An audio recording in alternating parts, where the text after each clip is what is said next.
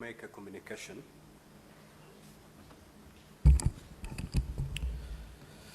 Honorable Senators, I have a communication to make regarding the meeting between the Senate and the Cabinet Secretary, Minister of Interior and National Administration, the Honorable Kipchumba Murkomen, EGH, on the circumstances surrounding the death of Mr. Albert Omondi Ojwang at the Central Police Station in Nairobi City County. Now, Honorable Senators, as you may recall, during the sitting of the Senate held yesterday, Tuesday, the 10th of June, 2025, the Senator from Migori County, Senator Eddie Okech, sought a statement pursuant to Standing Order 53-1 from the Standing Committee on National Security, Defense and Foreign Relations regarding the unfortunate death of Mr. Albert Omondi Ojwang while in custody at the Central Police Station in Nairobi. Pursuant to Standing Order 53, I allowed senators to make comments on the statement sought by Senator Eddie Okech. All senators who spoke on this matter expressed grave concern over the inhumane treatment and resultant death of Mr. Albert Ojwang while at the police station.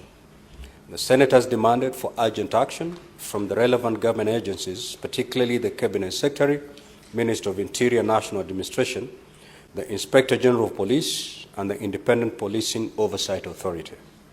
Subsequently, following the comments by honorable senators on the statement, and in view of the urgent nature of the matter, which is of a nationwide concern, considering the expression of grief by the public, I directed that the Cabinet Secretary, Minister of Interior and National Administration appears before the Senate, accompanied by the Inspector General of Police, the Chairperson of the Independent Policing Oversight Authority, and the Chairperson of the National Police Service Commission to respond to the concerns from senators for and on behalf of the people they represent.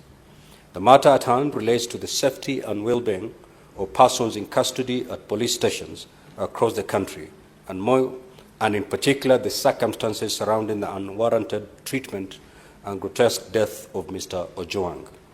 Honorable Senators, as you may be aware, Wednesday mornings are reserved for questions to Cabinet Secretaries.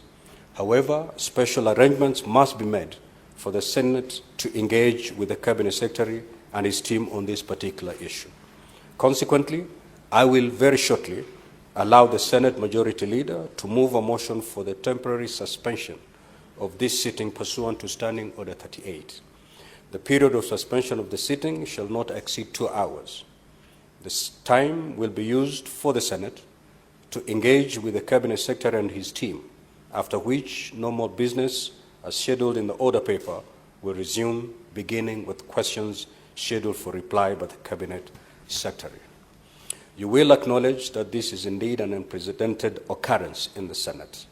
It is, however, necessary that this route is taken to allow for the necessary flexibility to get a report on the concrete action being undertaken by the Cabinet Secretary and his team for the senators to effectively interrogate the matter. Mr. Speaker, one person that is glued on their television this morning is the father of Albert. We have an opportunity that perhaps he doesn't have. Whatever it is that you're going to do, Mr. Speaker, when those officers appear before us, we must know that our first responsibility is to the father of Albert to get answers for him. Who killed his son? And why was that son killed?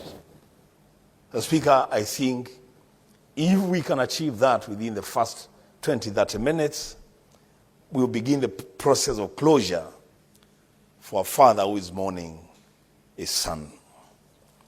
The Speaker, there are children, school children in Taita Taveta who are glued on their televisions and they want to know who killed their teacher and why their teacher was killed. Speaker, these are very, very heavy assignment that we have today.